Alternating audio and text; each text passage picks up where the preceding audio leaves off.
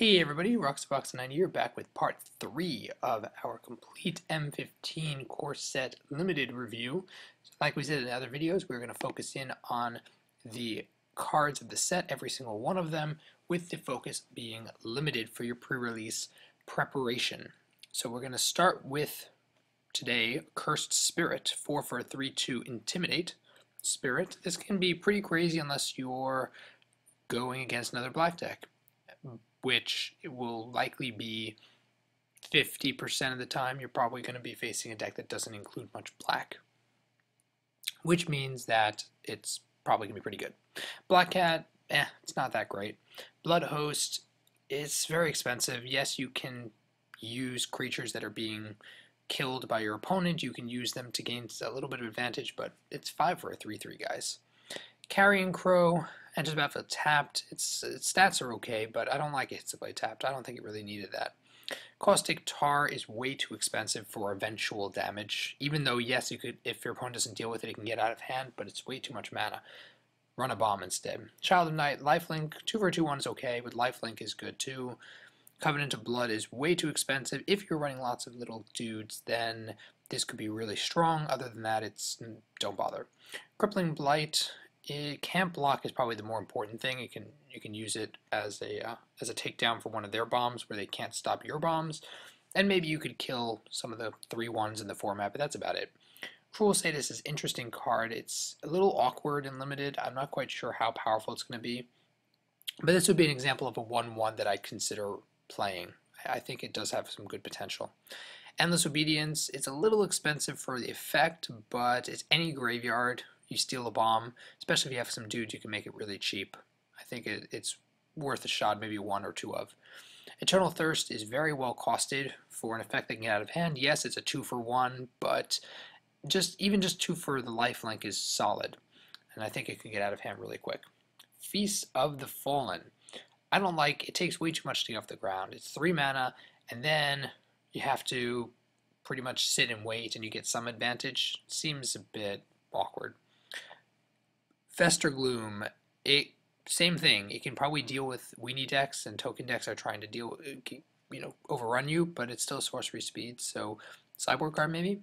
Flesh to Dust, flat up straight removal, well costed if a bit slow, but again, this format seems to go that way, and you're probably not going to be removing most stuff until 5, 6, 7 mana cost anyway.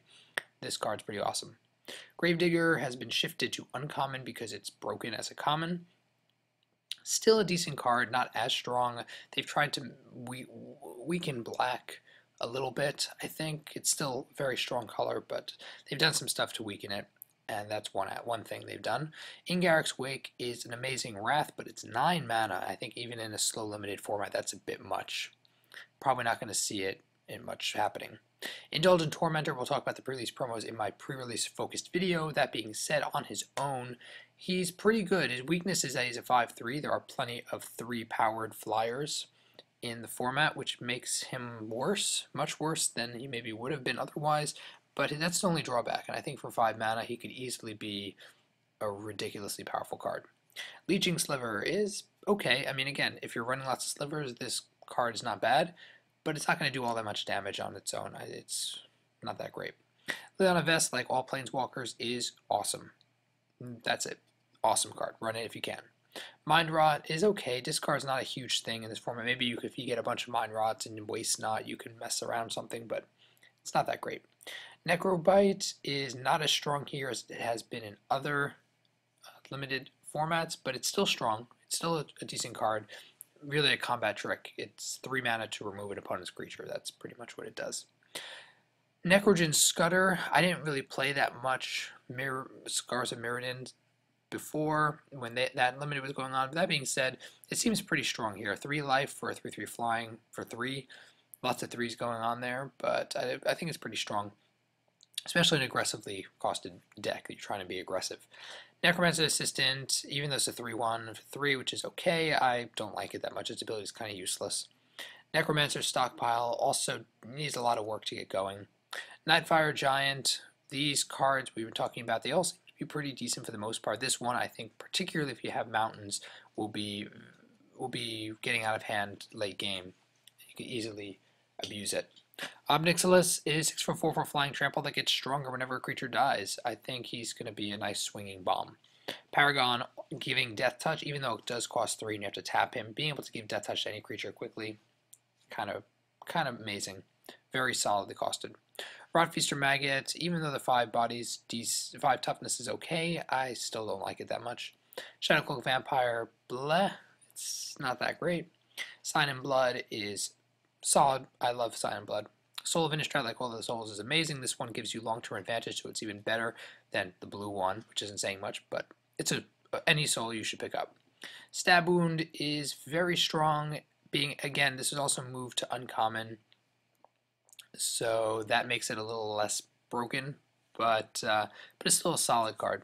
Stay in the Mind is awful in limited period. Typhoid Rats, yeah, 1 for 1 Death Touch is funny, but I guess it's one of these 1/1s that are actually playable.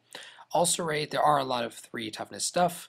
Losing 3 life I don't think matters. It's more of a sideboard card against smaller weenie build decks. Unmake the Graves is bleh. I don't like it. Wall of Limbs also bleh. There's not enough life going on. Waste Not, there's not enough support going on. Witch's Familiar is plain out boring, fine, okay card. Zathrid Skyblade I think is a lot of fun. Being able to get the Hexproof changed out for First Strike Death Touch could be a very nice combat trick removal. I think it's very strong. And last up in black is Offshade. Straight up fine again. It could potentially swing some games if you both have no creatures and this card comes out later game, dumping mana into it, but that's about it. So let me know what you guys think about all the black cards. Put your comments down in the comment section. If you enjoyed the video, tap the like button and stay tuned for more full set reviews of M15 coming to you real soon. Stay tuned by subscribing. As always, RoxBox90 signing out. I'll see you guys next time.